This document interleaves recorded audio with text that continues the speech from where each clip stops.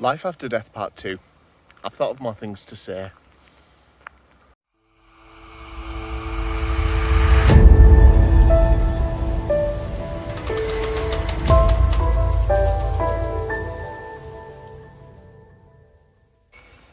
Hi, I'm Richard, the Yorkshire Atheist. So you know when you finish something and you submit it, and then you realise actually there were like loads more that you wanted to say.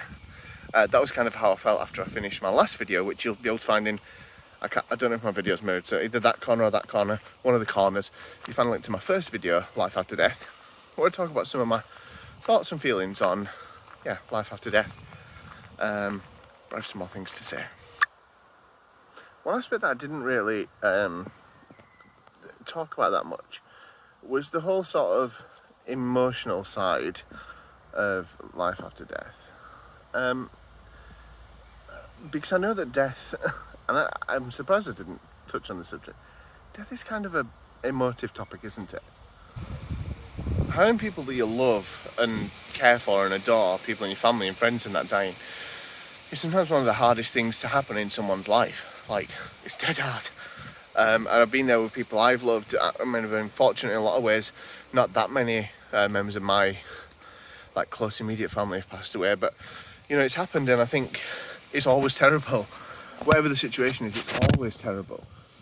But that's where the whole idea of life after death to me becomes really, I don't want to say dangerous because it's not dangerous, but like it really makes me feel sick in a lot of ways. And especially with children and the sort of the ways around talking about death that we have gone on to a better place. And when we talk about, even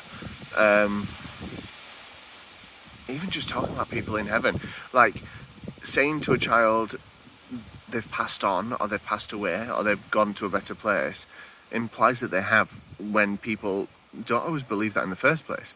Like, I know there are lots of people who are believers in an afterlife, ardent believers, religious people who believe, yes, God will reward people and send them to heaven. And I think I mentioned in the last episode that like a lot of the thoughts about that in religious texts like the Bible is not very consistent, it's not very clear. But certainly the way we talk about it to children I don't think helps. And all of it kind of boils down to this idea of we want to make people feel better. Like, we know that if we were in a situation where we were grieving for the death of someone we loved, any comfort you can get is an amazing thing. Like, comfort is in short supply when grief is around. But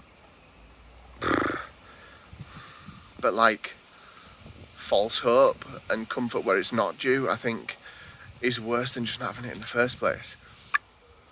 Here's an example, and it's a personal example. I don't want to sort of refer to who it was, but I was having a conversation with someone very close to me in the not too distant past.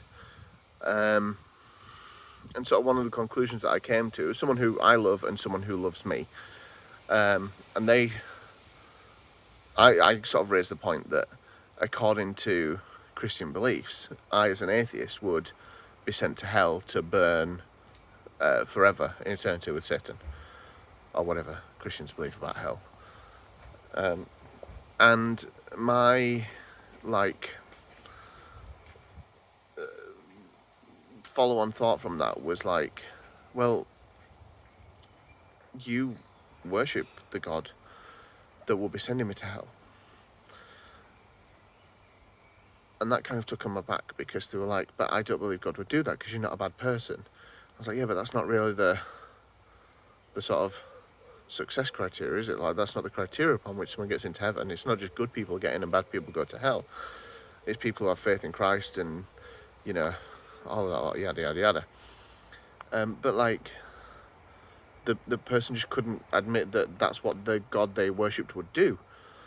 And I gave the example of someone else in our, who was close to us, who died. I said, that person didn't have a faith in God, so according to your beliefs, that person is now burning in hell and will do eternally forever. Turns out that wasn't a good thing to include in the conversation, and it got relatively heated, and I didn't want it to. But I think it's really clear for a lot of really easy for a lot of believers to just sort of overlook the way the system is built, and the fact that the loving God that they believe in has built the system which punishes people and sends them to eternal torment and lakes of fire and all of that lot. I get it. People want to feel some sort of comfort in death, because the idea about death, and specifically thinking about, you know, our own deaths, is really hard. All of us one day are going to die, and that'll be the end of our life. And so my conclusion from my last video was, we know this is the one life we're definitely going to get, and we should make the most of it, and I still stand by that wholeheartedly, because it's true. It's the only one that we all know we've got. But I think we also need to think about the way that we talk about death. And I think living your life on the basis that you think you're going to have this afterlife. Earlier on I shied away from the word dangerous, but I think it can be. I really think it can be, and certainly in the way that we are teaching people about death. It's almost like, look over here, this shiny thing, everything is beautiful. Look at this shiny heaven that you're all aiming for. It's going to be wonderful. Your loved ones are going to heaven, you'll see them after you die. I get that that's a nice story. I really understand why people in the past and in the present have stories like this, to make themselves feel better, to try and comfort other people. But just because something's comforting doesn't mean it's true. I don't know of anyone who has ever been able to present to me or anyone else evidence of an afterlife, life after death, in any way, shape or form. And I think it's just really important to consider the implications of that.